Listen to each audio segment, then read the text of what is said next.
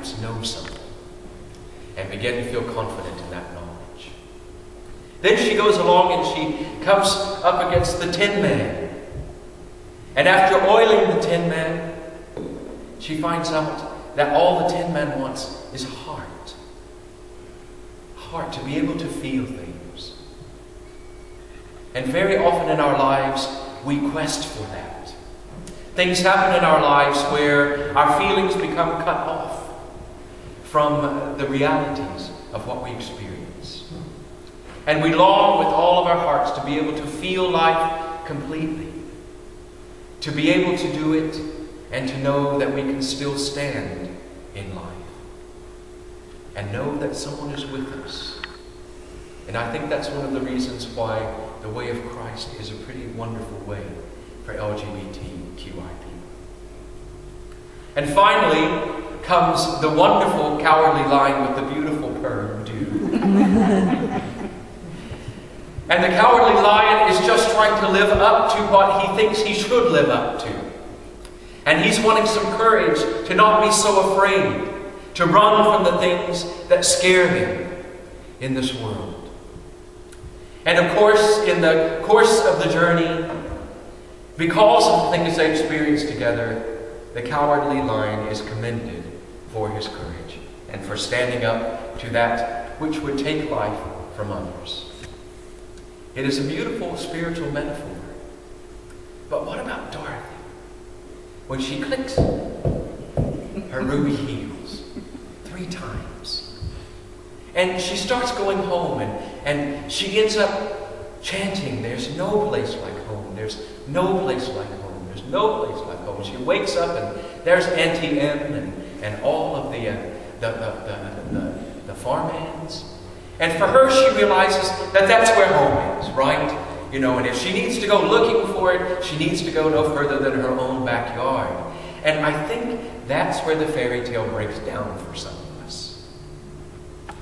Because in some ways, I think our traditional homes maybe cannot be home for a lot of us.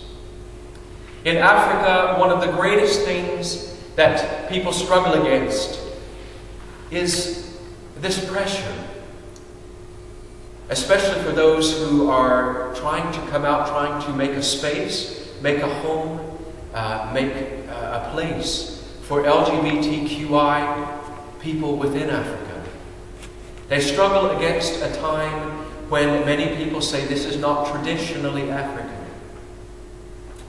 And so there's a great deal of pressure that if you begin to try to create a space, that you are somehow selling out and you are not traditionally African, but this is an import from somewhere else. And as we know, if we go back and look at our own stories, it is a very similar story in all of our cultures.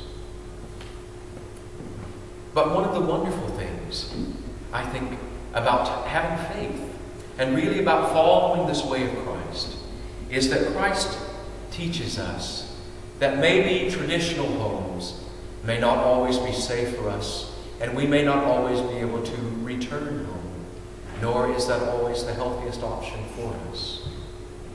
But we can create home. And that is part of the really, really good news. Each of us has really been imbued with the power to create home in this world. We have choices for how we do it. We have choices for who we do it with. We have choices for how we can fulfill the promise of our life by creating home. Christ said, "I don't have a home.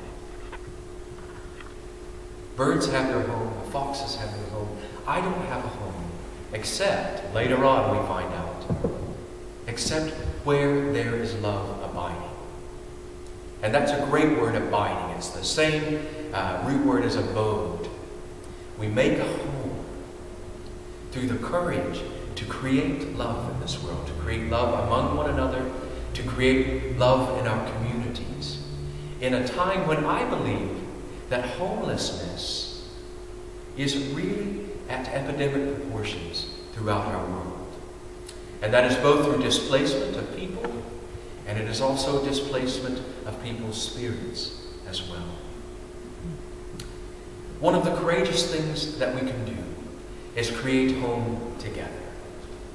Living Springs can create home here, more and more in different ways through acts of love. And Christ put it quite clearly in the Bible. When people said, I didn't even know you were there in my home, in my town. And he said, I was there. You know, when you either gave food or didn't give food to that person who was hungry, you were giving food or you weren't giving food to me. I was there among you. I am the among us God. And that person that you gave or didn't give a drink of water, I was there. That person who was sick, that person who was in prison, that you visited or didn't visit, I was there. Part of our call today, I believe on this Pride Sunday, is to begin to go deeper into the calling, not only of the way of Christ, but the way of pride. That we will not rest until we create home for one another in this world. That we will not rest until people who go into assisted living don't have to go back into the closet. That we will not rest until people fleeing from countries that are beyond high risk, that they are countries that the death penalty happens if they are found out to be LGBTQI, that we will do all that we can to fight to help them gain a home.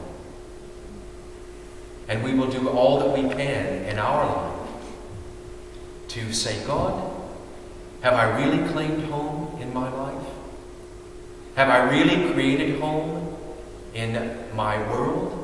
Have I really created home with those whom you are calling me to love? Come and teach me how to do it even better. And then I think we will be able to inherit that promise that has been ours from the beginning. I am so delighted to be here to celebrate not only Pride, but also the ministry of our beloved Reverend Elder Glenna Shepherd. Glenna, from the time that she came here, I believe has with all of her might done all that she could to try to create homes that are places that bring health, that bring purpose, that bring care, that continue to live out the vision of what love can do within our communities. And sometimes, as those of us who are a part of our region know, this has been a struggle, been a very big struggle. And at other times, we have joined in the joy. When we see health increasing among us, when we see people beginning to say, yes, I have not only found a home, but I know that I'm called to go out and create home in my communities and in the world around me.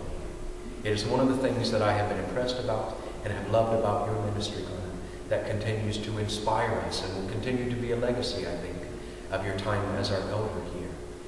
And fortunately, we're not saying goodbye to Glenna. Glenna will continue to minister among us. But I just wanted to say a particular gratitude for being able to be here and reflect on coming home with someone that I think has embodied that beautifully. By leaving home to come to a new place to help us create home. So God bless you, and God bless all of us today on this Pride Sunday. May we continue to come home and create home. Amen. Amen.